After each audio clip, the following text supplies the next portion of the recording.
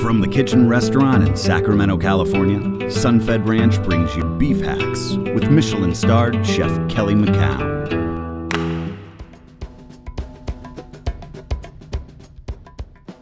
So lots of people get in a recipe rut, right? So we all use the same ingredients. We usually make the same thing. So I'm going to show you something interesting to do with our beautiful Sun-Fed Ranch ground beef, all right? So what we're going to do is essentially we're going to make a kebab, but we're going to do it really quick.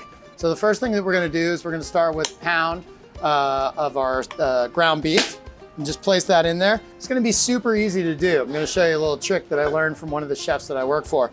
Then we also have a little bit of minced onion. All right, put that in. Once again, using ingredients that you already can see around the house and around the market. Our next thing is a little bit of curry powder. So you can use any kind that you like, a little Madras curry powder.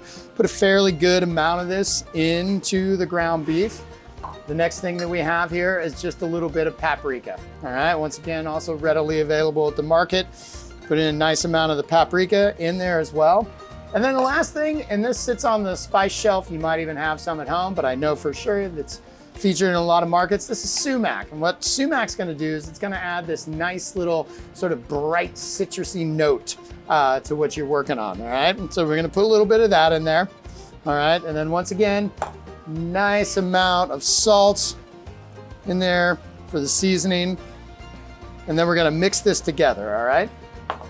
Never a glamorous process, this one. It smells great. Something different, right? Not the same old we normally do. So once this is nicely mixed together, let's show you a little trick. Then take a small amount of it.